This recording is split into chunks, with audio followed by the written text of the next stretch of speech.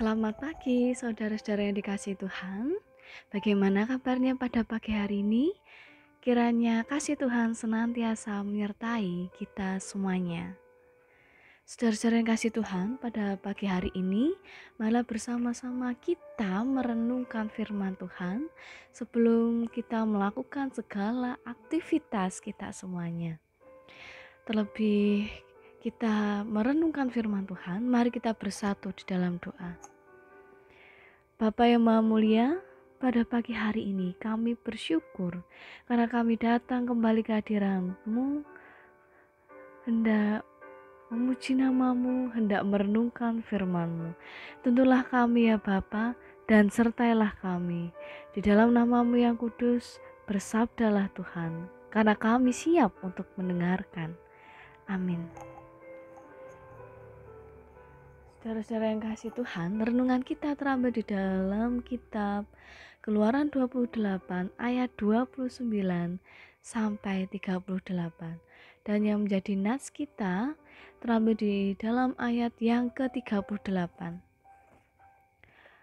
Patab itu haruslah ada pada dahi Harun. Dan Harun harus menanggung akibat kesalahan terhadap segala yang dikuduskan oleh orang Israel, yaitu terhadap segala persembahan kudusnya. Maka haruslah patam itu tetap ada pada dahinya, sehingga Tuhan berkenan akan mereka. Amin.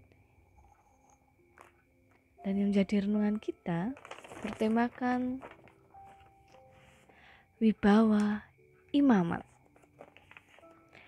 Saudara-saudara yang kasih Tuhan, beberapa waktu yang lalu, seorang pastor bernama Gilbert Lumoindong atau pendeta Gilbert sempat dikomentari oleh seorang pastor Katolik karena menggunakan kasula. Nah, kasula, apa itu kasula? Jadi kasula adalah pakaian liturgi seorang imam Katolik. Jadi bentuknya itu sama seperti toga atau jubah yang khusus biasa digunakan oleh pastor Katolik. Oleh karena pendeta Gilbert bukan seorang pastor Katolik, maka perlu dipertanyakan, apa maksud ia menggunakan kasula tersebut? Mungkin salah satu seorang pastor Katolik tersebut merasa tidak nyaman saat sebuah pakaian jabatan imam digunakan oleh seseorang yang bukan pastor atau bukan imam Katolik. Dan atau mungkin ia sendiri menganggap bahwa kasula bukanlah sekedar pakaian yang digunakan atau jubah kebesaran yang biasa digunakan oleh pastor Katolik. Tetapi kasula tersebut memiliki makna kewibawaan seorang imam, sehingga tidak boleh dianggap sembarangan. Nah, dalam pepatah Jawa mengatakan, ajining diri saka lati, ajining raga saka busana. Jadi kewibawaan seseorang itu muncul karena ucapan dan pengendalian diri, pengendalian lidah, dan bisa jadi keduanya dipakai khusus dengan tata cara berpakaian. Kemudian yang kedua tersebut misalnya bisa kita jumpai atau kita dapati pada pakaian dinas seorang pejabat. Dengan pakaian itu ia dikenal sebagai pejabat yang memiliki kewibawaan yang sangat khusus. Dan pakaian jabatan tersebut menjadi tanda yang sangat khusus dan yang selalu melekat pada diri seorang pejabat. Jadi pakaian jabatan seorang pejabat itu dituntut untuk menjaga kewibawaan sebagai kewenangan yang diemban. Lalu sesungguhnya setiap orang percaya yang menerima panggilan sebagai seorang pejabat terutama jabatan imam, seperti yang tertulis dalam 1 Petrus 2 ayat 9 yang demikian firman Tuhan. Kamulah bangsa yang terpilih, imam yang rajani, baik secara berkelompok maupun perorangan. Setiap orang percaya harus sadar menjadi imam bagi lingkungannya, baik di dalam keluarga, baik di dalam jemaat, dan bahkan masyarakat. Sekalipun tidak harus ditandai dengan pakaian yang khusus atau jubah kebesaran seperti Imam Harun atau pastor Katolik, setiap orang percaya harus menjaga kewibawaannya sebagai imam-imam bagi keluarga, jemaat, bahkan masyarakat. Kita harus menjaga perilaku yang senantiasa khusus. Kita harus menjaga tutur kata kita yang senantiasa membangun kebaikan bagi semua orang. Itulah renungan pagi kita.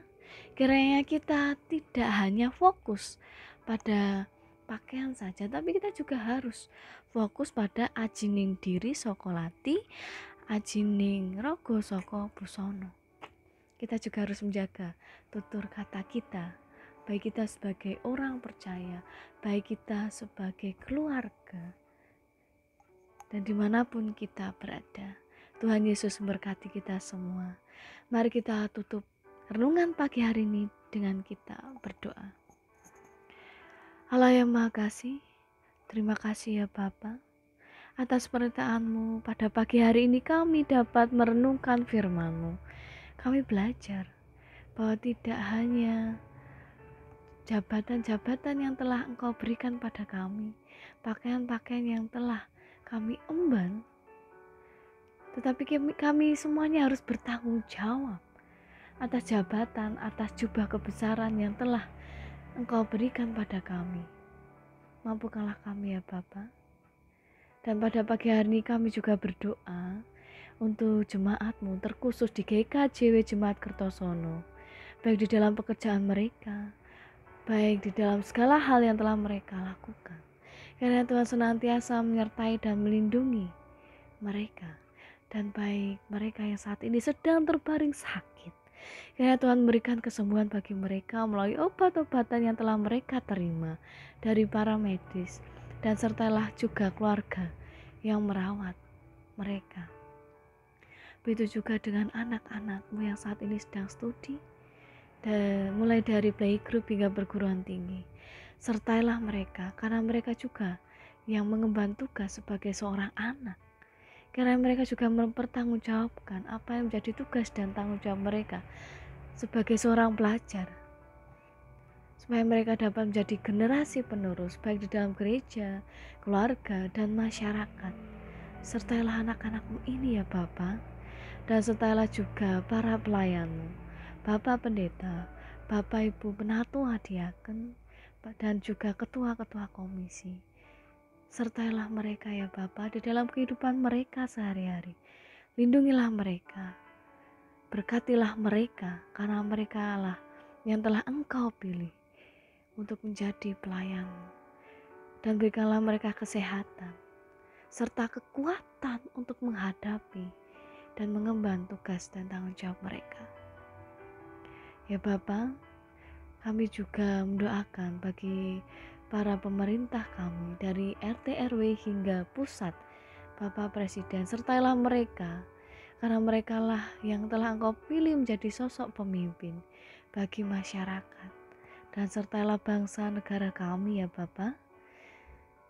Baik saat ini negara kami yang sedang dilanda pandemi, dilanda kekerasan, dan juga intoleran. Kiranya Tuhan senantiasa menyertai keluarga, masyarakat, bangsa kami. Sertailah kami semua ya Bapa, karena kami percaya Tuhan senantiasa menyertai kami semuanya. Saat ini kami juga akan melakukan segenap aktivitas kami. Lindungilah kami, jagalah kami, jauhkanlah kami dari segala mara bahaya. Di dalam nama-Mu yang kudus, kami serahkan seluruh kehidupan kami di dalam tangan-Mu yang kudus. Haleluya. Amin. Saudara-saudara kasih, marilah kita tutup renungan pagi kita dengan kita menyanyikan dari Kidung Jemaat nomor 249, bait yang pertama dan yang ketiga, Serikat Persaudaraan. Selamat melakukan aktivitas. Tuhan Yesus memberkati kita semuanya. Amin.